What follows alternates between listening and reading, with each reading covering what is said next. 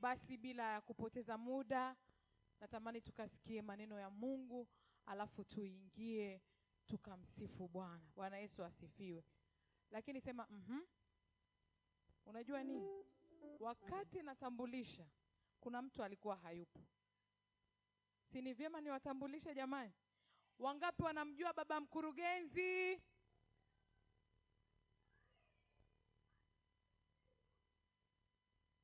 Baba mkurugenzi. Sababu mimi naitwa mama mchungaji.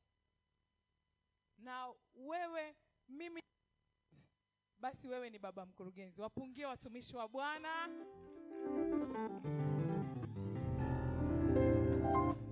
Mungu awabariki, asante sana. Jamani, huyo ni mume wangu. Anaitwa mchungaji Titus. Mungu akubariki kwa kuja, kwa kunyenyekea kabisa, na Mungu kwa nafasi hii. Sasa nimuombe mtumishi wa Mungu mchungaji Zefania na mke wake wakaribie tu hapa. Mshangilie Mungu wakati watumishi wao wazuri wanakuja. Mshangilie tena Yesu. Mshangilie tena Yesu. Haleluya. Unajua Bwana Mungu anao watu. Haleluya. Hao watumishi wa Mungu, karibu mrembo wangu hivi. Hao watumishi wa Mungu ni marafiki zangu. Na Mungu amenikutanisha nao katika huduma hii. Na tangu nimekutana nao ninamshukuru sana Mungu kwa ajili yao. Huyu baba ni mnyenyekevu sana pamoja na mke wake. Lakini kuna kitu sitaki kuongea, wakati anafundisha utaelewa nini Mungu ameweka ndani yake. Ninajua tuna muda mchache, lakini yeye ni mtumishi wa Mungu. Kwa muda huu atatumia kile Mungu alichompa. Nisiwasemee, nisitambulishe, lakini huyu mrembo ndio mke wake. Si mnamuona jamani?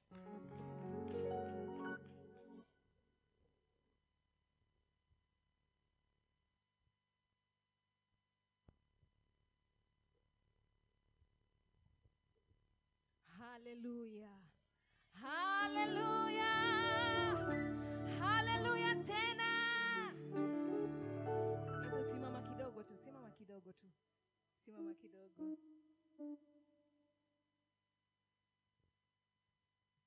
Naitwa Mrs. Zefania. Wengine wamezoea kuniita Madam Scholar, whatever. Ni sawa. Ninamshukuru Mungu sana kwa kukuona siku ya leo. Mmependeza wote wote wote wote. Nimefurahi sana kuwa pamoja na ninyi. Mungu awabariki sana. Asanteni.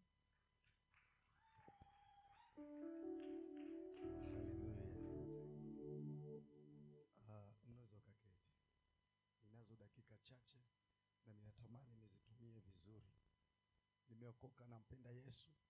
Ni mchungaji msaidizi katika kanisa la Arusha Revival Christian Center chini ya Bishop Dr. David Joseph Moleli, askofu wa jimbo la Arusha Kati. Na Mungu amenipa mwanamke mmoja mzuri sana. Nampenda sana. Watu wa ibada Jumapili hii, wakati nazungumza hapa nikasema mara nyingi alipo yeye mimi nipo.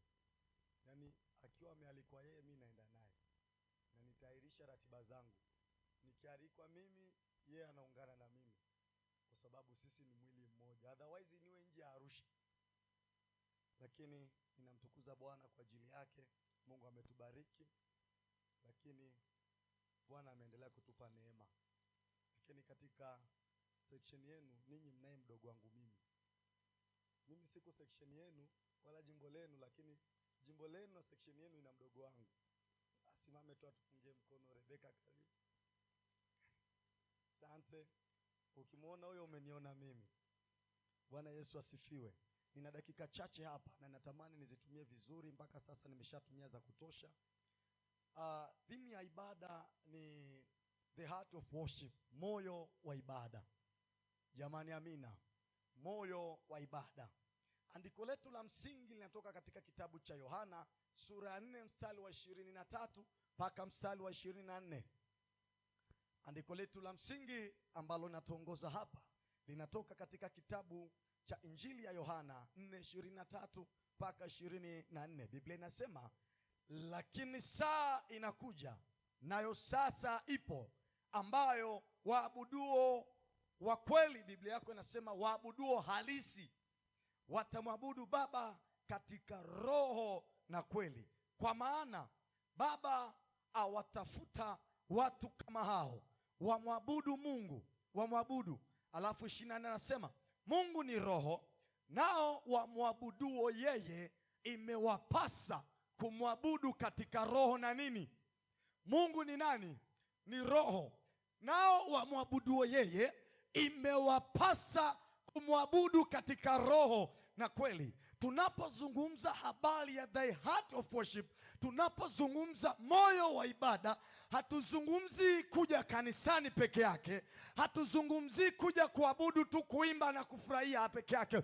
Tunazungumzia maisha halisi ya mwenda mbinguni. Tunazungumzia safari ya Mkristo anapokuwa duniani. Kuna watu wananielewa? Tunazungumza mtu ambaye ameokoka anapaswa kuishi vipi anapokuwa duniani. Kuna watu wananielewa? Kwa sio tu unastahili kuabudiwa, hapo bado sio moyo wa ibada. Unaweza ukaimba nyimbo nyingi sana, lakini ukawa hauna moyo wa ibada. Moyo wa ibada ni maisha ambayo tunapaswa kuishi. Yaani mtu akikutazama ndani yako haoni chochote, anaiona ibada ndani yako. Unapokuwa ukitembea, mtu anajiuliza, huyu ni nani? Mbona anaiona ibada ndani yake?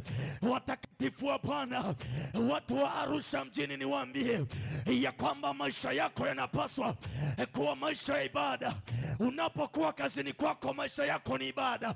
Unapokuwa kwenye biashara, biashara yako ni ibada. Unapokuwa kwenye masomo, masomo yako ni ibada. Sijajua kama kuna watu wananielewa. Ninazungumza kwa habari ya the heart of worship. Hallelujah. Kuna watu wameokoka kanisani, lakini mtaani hawajaokoka. Mtu ambaye ana moyo wa ibada, kanisani ameokoka na mtaani ameokoka. Akiwa anatembea, unakumbuka mfano wa Petro. Petro anaulizwa, wewe ni mwanafunzi wa Yesu? Petro anasema hapana, hata simjui. Anatembea, anasema mbona hata kutembea? Walichokuwa kikiona kwa Petro sio tu kuwa mwanafunzi wa Yesu. Ndani ya Petro waliona ibada. Nakwambia ndani ya Petro waliona ibada. Mwambie mwenzako, ione ibada ndani yako. Ibada ni maisha. Unanielewa? Ngoja nikwambie, na moja ya vitu Mungu anavitafuta kwenye ibada, anatafuta heshima yake. Unanielewa, watakatifu wa Bwana? Yaani sio kwamba tu tunakuja kuabudu, hapana. Ndani ya ibada Mungu anatafuta heshima yake. Kitabu cha Isaya 29:13 Biblia inasema, Bwana asema, watu hawa huja kuniabudu kwa maneno matupu, hali mioyo yao iko mbali nami. Wananiheshimu kulingana na mapokeo ya watu. Wanakuja kuniabudu kweli, lakini mioyo yao iko mbali na nani? Hiyo sio ibada. Watakatifu wa Bwana, niwaambie, mimi nimekuwa ni mhubiri kwa neema ya Mungu. Nimekuwa ni mhubiri wa makongamano ya uamsho. Nataka niwaambie, ibada ndiyo itakayoleta uamsho. Uamsho ambao TAG tunataka unazaliwa ndani ya moyo wa ibada. Kama moyo wako hautakuwa na ibada, nakwambia kila siku tutaleta wahubiri hapa, watahubiri, watamaliza, wataondoka, lakini utabaki vile vile. Nakwambia unapobadilisha mfumo wa maisha yako, ukatambua kwamba mimi maisha yangu ni ibada, haijalishi nimesema kwa kiwango gani, ila maisha yangu mimi ni ibada. Hapa ndipo waga nawaambiaga Bwana, nifinyange zaidi ya vile ambavyo nimewaza, kwa sababu natamani nikufananie wewe. Maana maandiko yanasema ya kwamba bali wote waliompokea aliwapa uwezo wa kufanyika watoto wa Mungu, ndio wale waliaminio jina lake. Maana yake unapoliamini jina la Bwana, wewe maisha yako ni ibada. Nakwambia tena, maisha yako ni ibada. Kamanda wa Bwana nakwambia, maisha yako ni ibada. Haleluya. Maisha yako ni ibada. Nasema tena, maisha yako ni ibada. Kanisani hapa nimewaambia, mimi nyumbani kwangu hauwezi kula chakula bila kufanya ibada. Huli chakula bila kufanya ibada. Na ibada sio dakika mbili. Hatuombagi sisi maombi ya kwenda kulala. Sisi tunafanya ibada. Na ni watakatifu wa Bwana. So Baba, naomba unilinde usiku wa leo.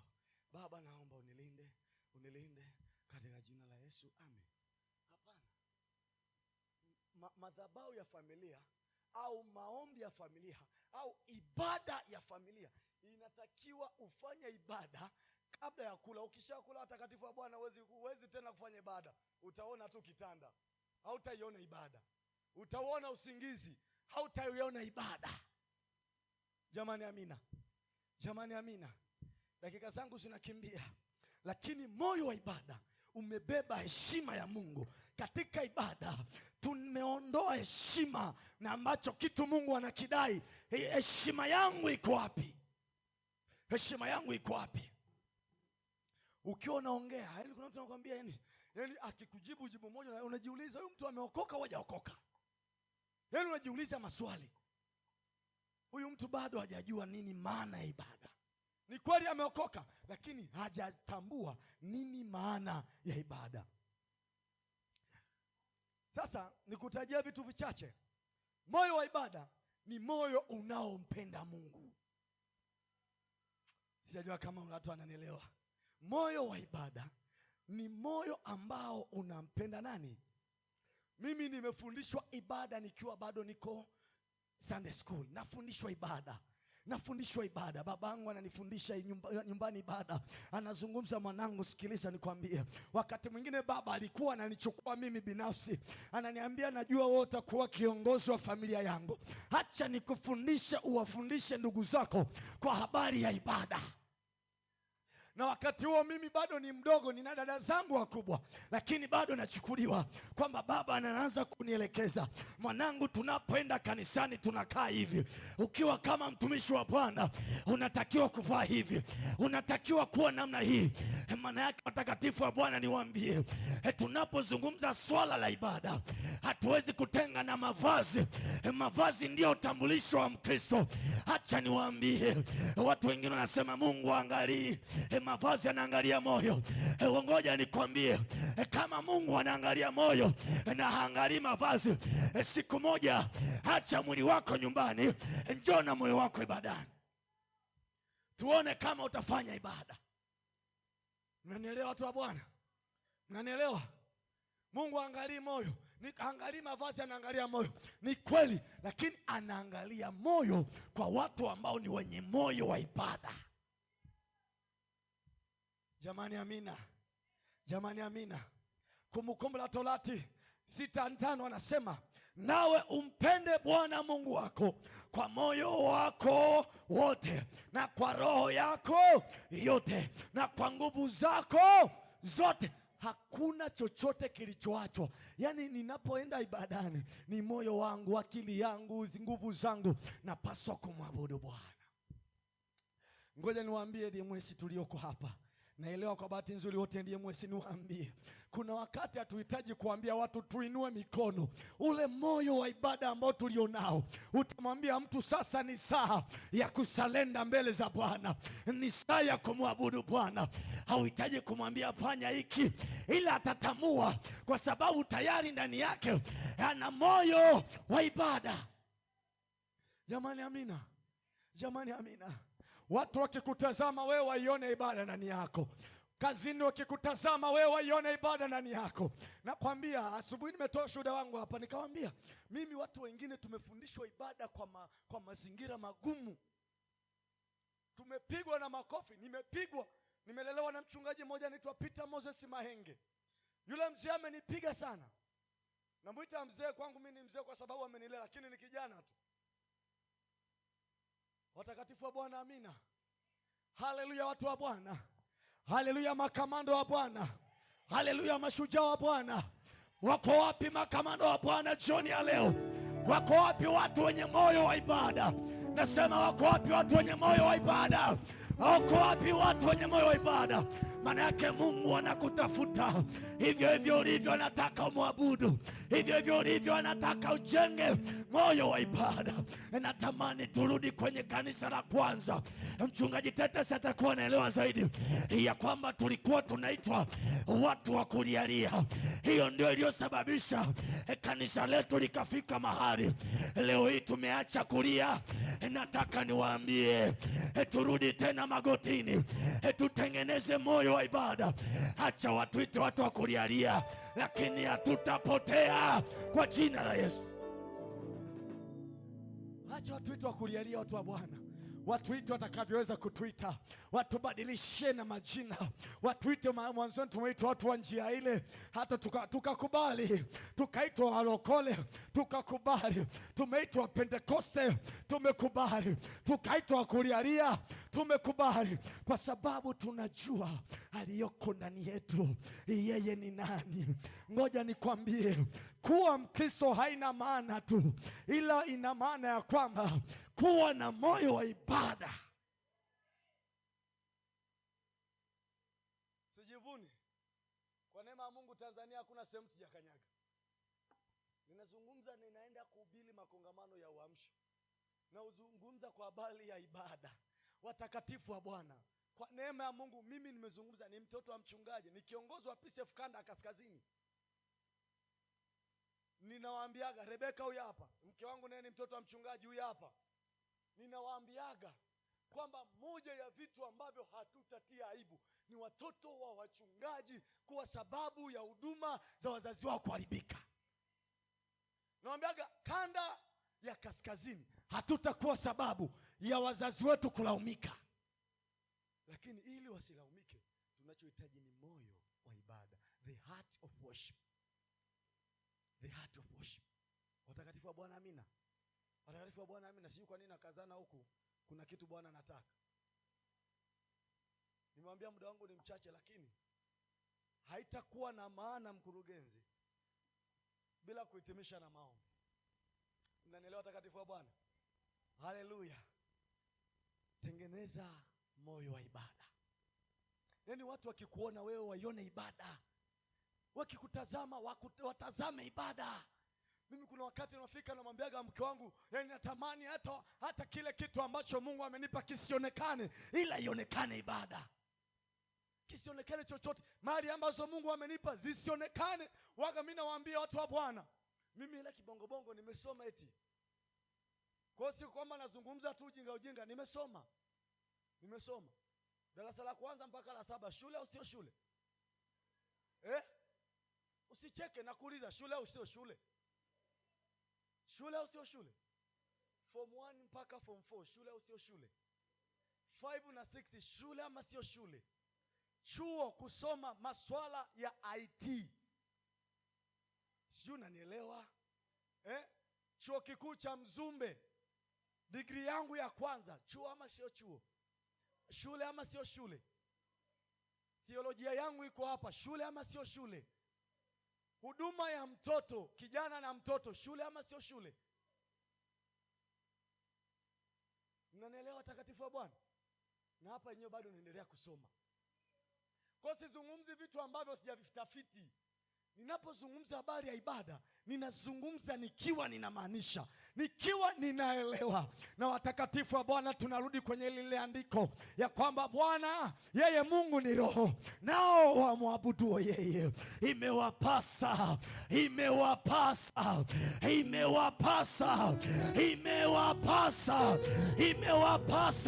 Hilo ni neno la mamlaka, maana yake sio ombi. Imekupasa umwabudu katika roho na kweli. Inakwambia imekupasa umwabudu katika roho na kweli. Utauona utukufu wa Bwana, utaiona neema ya Bwana, utaiona neema ya Bwana katika jina la Yesu. Mnanielewa? Sio kwamba eti sipendi section yangu, naipenda. Lakini sipingani na namna ambavyo Mungu anataka. Jamani, amina. Sijui na mimi nihamia Arusha mjini. Mchungaji, tafutie kiwanja. Ili mambo makubwa yatokee, tunahitaji kuwa na moyo wa ibada. moyo wa ibada, yani mtu haje sasa hivi tuna washirika, wachungaji wangu hao ni mashahidi, tuna washirika tusipowapigia simu hawakanyagi kanisani. Siaje huko kwenu hawapo, ila kwetu hapo. Jimbo lenu hawapo, mmeokoka wote. Yaani wote mmeokoka, moyo wa ibada umetulia. Jimbo la Arusha Kati wapo. Au unakutana kupigia simu, hivi mchungaji leo kuna ibada? Mnanielewa? Juzi kuna mshirika mmoja ananipigia simu, ananiambia hivi mchungaji leo kuna mkesha? Nikamwambia hamna. Alafu wenzake wamekesha, asubuhi ananipigia, "Si uliniambia kuna mkesha, mbona amekesha?" Nikamwambia, "Jumapili ulisikia tangazo kusikia?" Nilisikia. Ulichotaka kwangu ni nini? Kungekuwa hakuna singepata mabadiliko. Alisema hivi, kuanzia leo ratiba za kanisani sikuulizi tena. Nikamwambia na mimi nataka usiniulize. Ngoja nikupe ushuhuda ulio hai. Kipindi fulani mke wangu alikuwa hayupo kwa muda mrefu. Akasahau ratiba za kanisani. Akasahau. Kanisani sisi tuna ibada 3. Akasema atakuja ibada ya pili ambayo inaanza saa 1:30. Imefika saa 1:30, saa 1 kama dakika 20 bado yuko nyumbani. Akaniuliza ibada inaanza saa ngapi? Huyu hapa, nikamwambia inaanza saa 3. Unanielewa eh? Unajua mimi watakatifu wa Bwana mnisamee, mimi sinaga ule moyo wa kumbembeleza mtu kwenye swala la ibada. Mimi nataka mtu mwenyewe awe na uwezo wa kujisimamia. Mshirika mwongofu mpya nikimhubiria kiokoka leo, nakupa miezi hii, ukiendelea kunisumbua na kuacha. Miezi 3 mtu ameshasimama. Nishakufundisha nini maana kuokoka, nishakufundisha ubatizo na nishakubatiza, nishakufundisha moyo wa ibada, nishakufundisha kumpenda Mungu kibinafsi, alafu bado unanisumbua. Na mshirika mmoja pale kanisani, huyo mshirika sijajua kama wachungaji kwenye makanisani wao wapo. Pale kanisani kwangu wapo. Huyo mshirika haangalii umeoa hujaoa, anachotaka ni huduma. Anapiga simu mpaka saa 8 usiku. Namwambiaga mke wangu, kwani huyu ajuagi nimeoa? Na mbaya zaidi ni mwanamke. Namwambiaga mke wangu, ananiambia mpokelee tu, mpokelee. Namwambia wewe hapo hakuna ushauri wa kupokeleka hapo. Sasa hivi ni muda wa kulala, nipumzike. Mimi mwenyewe na mambo yangu nataka ni Mungu nipeleke mbele za Mungu, Mungu asikie kilio changu. Afu unaniletea kwako miezi miaka nini? Maana ana mwaka yupo kanisani. Kila siku hakuna siku amepata amani yule mama. Bado kajengeke ndani ya maisha yako. Nasema moyo wa ibada ukatengenezeke ndani ya maisha yako. Nasema tena moyo wa ibada. Simama.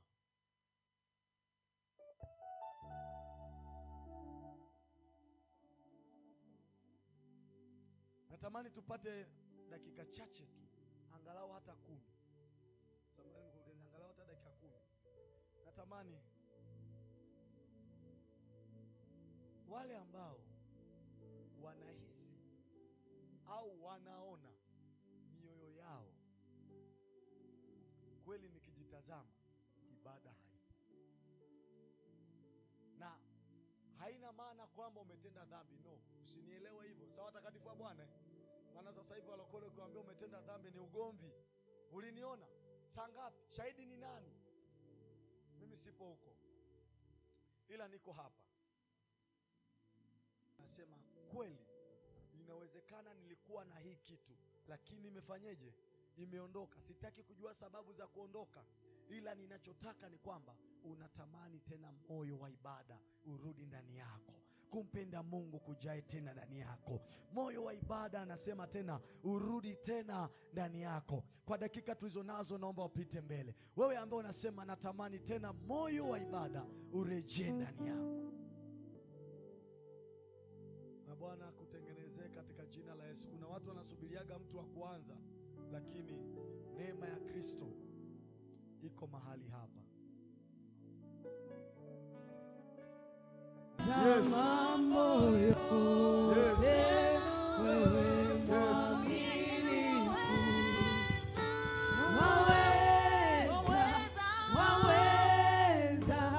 Waweza Mwokozi, waweza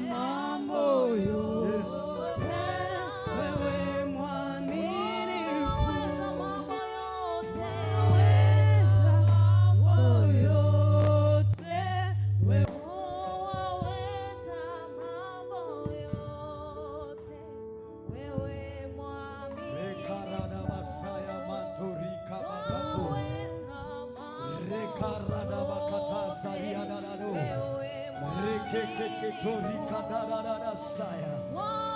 Rekekoterere masaya. Reketoria manusaya. Ere saya. Karada masaya. Rekarada. Rekatarada masaya. Rekakakakakato. Rekaya masaya. Rekekekekekekato. Rakatarada masaya. Orakatore kadore kadore kadore saya.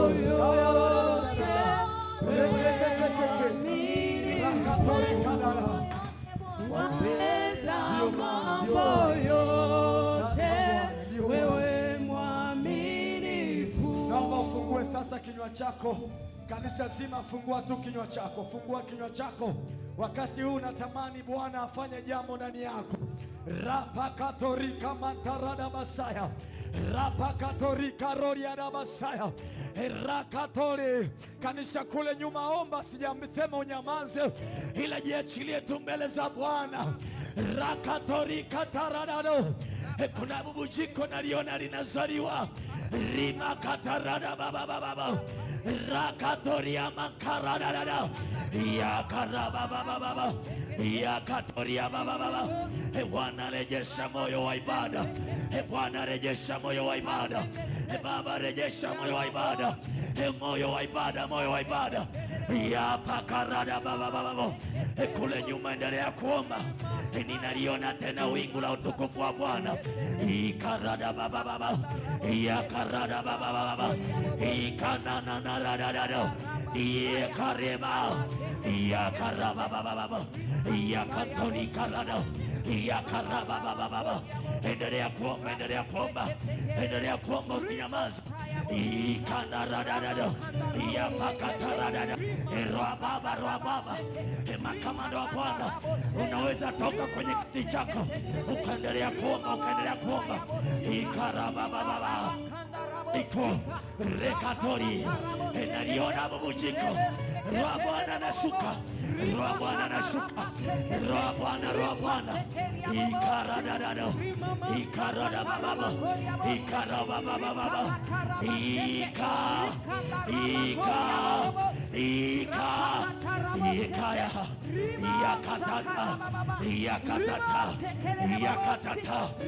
Yakatata. Bwana rejesha moyo wa ibada. Rejesha moyo wa ibada. Rejesha moyo wa ibada. Rejesha moyo wa ibada. Rejesha moyo wa ibada. Viwango vya ibada vinaongezeka. Roho Bwana anatembea hapa. Rakatosaka. Rakata. Rapakatarabakato. Rekamadosa. Moyo wa ibada unazaliwa mahali hapa. Moyo wa ibada, the heart of worship. Rakata. Watu wakikuona wanaona ibada. Watu wakikuona wanaiona ibada. Wanaiona ibada. Wanaiona ibada. Inazaliwa. Ika rakatalala. Tumekuja kukutana na Roho Bwana. Rakatolika naradada. Rakatolika dada. Rakatoli. Ombe kanisa la Bwana Katolika. Rakatalia dada. Ika elekanadada. Ninazo dakika chache za nguzi. Rakata. Ninaomba ulioko kule nyuma na wewe ulioko hapa mbele, ninaomba mtafute mtu wa jinsia yako, mkumbatie. Kuna kitu naona kinazaliwa. Mkumbatie mtu wa jinsia yako. Rakatolika dada. Kama ni mke wako au mume wako sawa, lakini kama sio wako, mkumbatie wa jinsia yako. Karababa sana. Watu wa muziki, naomba tunyamaze kidogo. Asante sana, Mungu awabariki. Ninatamani bado, naomba mashemasi mnisaidie. Kuna watu na mtu ambaye amemkumbatia. Rakatolika nanara. Taradada raka. Alafu ninaomba uombe kwa ajili ya huyo mtu. Fungua kinywa chako na upaze sauti yako. Paza sauti yako. Kuna atmosphere inazaliwa hapa. Kuna wingu naliona, kuna wingu naliona. Kuna wingu naliona, kuna wingu naliona. Kuna wingu naliona, naliona wingu. Hebu muombe. Mwambie Bwana isikike. Watumishi wako Bwana. Rakatori kada. Nitaomba wachungaji tupite kuweka mikono. Kuna kitu kinazaliwa kwa hawa watu. Ninaiona neema inazaliwa hapa. Ninaiona neema. Kuna watu watashindwa kujizuia.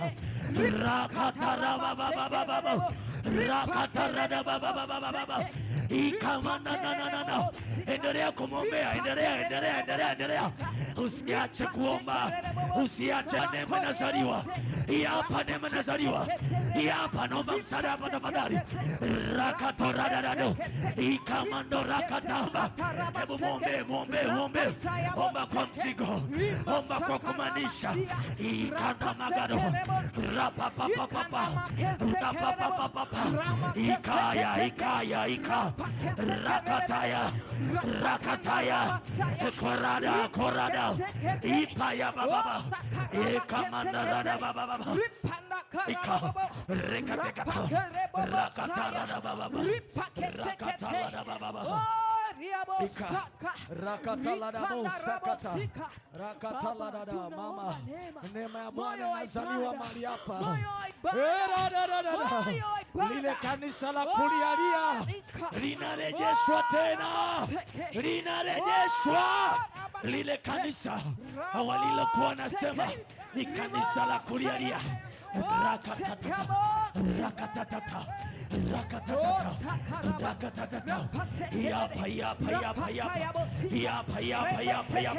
Yapa naiona.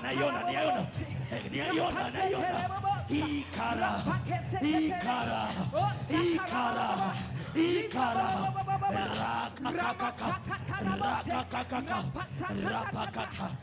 Raka. Inaambukiza moyo wa ibada. The heart of worship. Hapa inaingia. Rakana. Rakata. Baba.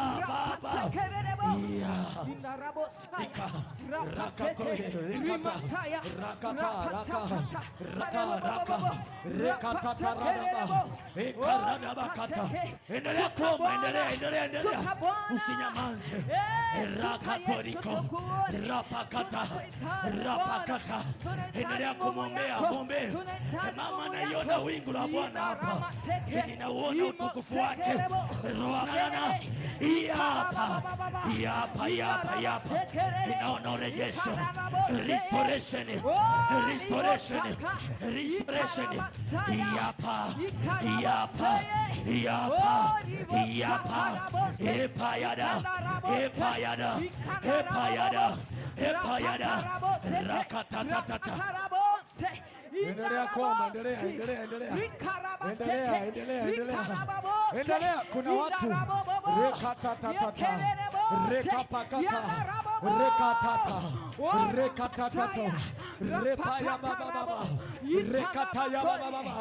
endelea.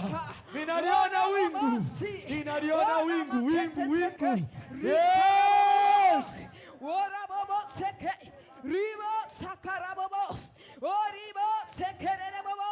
Tunakuita Bwana, wewe Mungu mkuu, Mfalme wa utukufu Yesu,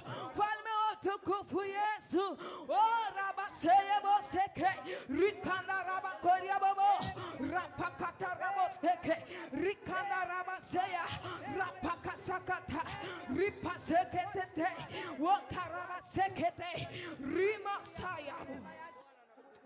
Osarabakanda rabosekete, rikanda rabababa, orabosekerebosi, rabosekerebo, rikanda rabasika, repakazapose.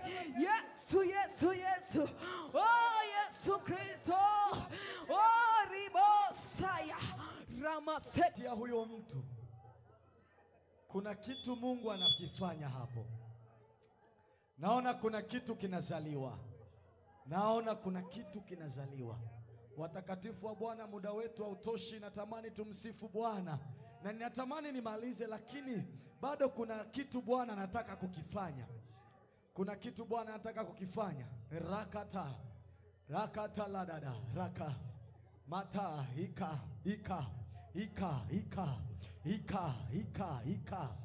Anzisha huyo roho Bwana.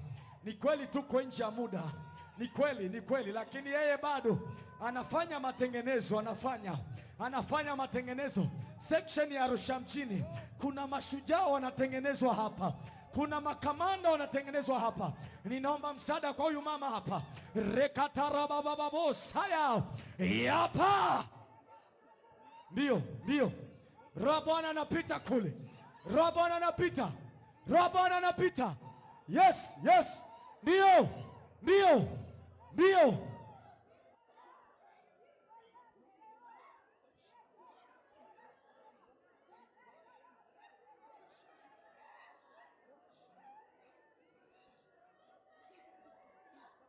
Orakata. Ndio. Kanisa linatengenezwa, watu wa Bwana. Kuna kizazi kinatengenezwa. Naomba vijana wote wa kike na wa kiume wapite mbele. Kuna kizazi kinatengenezwa hapa.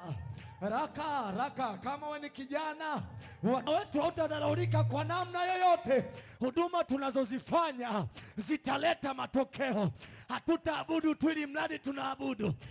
Raka ya bakata, yaka rabakata, yekaya rakata basika. Ndio generation hii. Moyo wangu una uchungu sana na kizazi hiki. Ndani yangu nasikia hiki sio kizazi ambacho kimetabiriwa mabaya. Hiki ni kizazi ambacho kitamwabudu Bwana katika roho na kweli. Kitamwabudu Bwana. My generation, my people. Ndio. Niwaombe vijana wenzangu mlioko hapa mbele. Inawezekana kuna vijana wamebaki kule, haujaona uhitaji wa hili jambo, lakini ndani yangu nasikia hakuna kijana ambaye amekuja hapa mbele akatoka kama alivyokuja. Kizazi changu niwaambie, iko neema inazaliwa. Iko neema. Ninaomba tushikane tu mikono wote, tushikane mikono. Lakatatapa. Vijana wenzangu, watu wanasema ya kwamba hauwezi kuishi maisha matakatifu ukiwa kijana, lakini mimi ninawaambia it is possible. Inawezekana kuishi maisha matakatifu. Inawezekana, watu wa Bwana. Ninaomba ufungue kinywa chako hapo ulipo. Fungua kinywa chako hapo ulipo. Fungua kinywa chako. Rakatanana rikana mangara saya rama mama kata. Nataka nisikie sauti ya vijana hapa. Nisikie sauti, bado sijasikia. Natamani nisikie zile sauti za vijana hapa. Bado usiombe kwa kunong'ona. Paza sauti yako. Ninaiona neema. Rakatananakato ramanganosi anganadada. Kuna watu wanatengenezwa hapa. Natangaza. Pokea roho ya neema ndani yako. Roho ya neema na kuomba inazaliwa mahali hapa. Hiyo roho inazaliwa. Hakuna atakayezuia. Wewe ni mwali wa moto. Ikananana ikarabababa. Wewe ni mwali wa moto. Ya pakata ikananana. Ndio. Efurika roho Bwana. Vijana wenzangu, efurika roho Bwana. Rapakato repapa ikarababababusa. Ika rakatolika dada rabakatolika mada saka rebabababosa katalika mata likamando seketa. Ninaiachilia neema yako Bwana mahali hapa. Roho yako Mtakatifu akampake mafuta tena. Inawezekana kuna mahali amefika, lakini Bwana kuna mahali unampeleka. Bwana natangaza, haijalishi no matter what, receive another power, receive another anointing, receive another miracle in the mighty name of Jesus. Nakutangazia wewe si wa kawaida, hautafanya ya kawaida. Wakati vijana wengine wanafanya ya kawaida, kwako itakuwa hivyo. Wakati wengine wanaimba kawaida, kwako itakuwa hivyo. Hapana, nimekataa. Hapana, nimekataa. Wakati unaimba, viwetu watatembea. Wakati unaimba, viziwi watasikia. Wakati unaimba, vipofu wataona. Wakati unaimba, wenye kansa watasema tumeiona neema, tumeiona neema. Hii hapa inashuka, hii hapa inashuka. Ikarababababo, shaka ika kile kizuri Bwana alichokiweka ndani yangu ninakiambukiza ndani yako katika jina la Yesu. Utaomba zaidi ya masaa ambayo nimewahi omba. Rakatalalalo saya ika la katolika mando sakata. Kuna watu wanatengenezwa hapa, watu wa Bwana. Nakionyesha huku hiki kizazi. Aya. Kizazi changu liadhimishe jina la Bwana, liadhimishe jina la Bwana, liadhimishe. Niliwahi kuambiwa kwamba wewe ni kijana, hautafanya mambo makubwa, na mimi nikawaambia na ujana wangu nitapindua ulimwengu katika jina la Yesu. Waliwahi kunitabiria mabaya, lakini nikawaambia wakati mnatabiri mabaya, pamoja na ujana wangu, neema itamwagika ndani yangu. Haijalishi mazingira, nenda wanangu, ninakutangazia hiyo neema inaingia ndani yako. Ikaravakata kwa ule wito ambao Bwana anakuita. Rapapapakato rapakatori rakatori kamando sayaka. Endelea kuomba, endelea. Natamani nimalize, lakini endelea.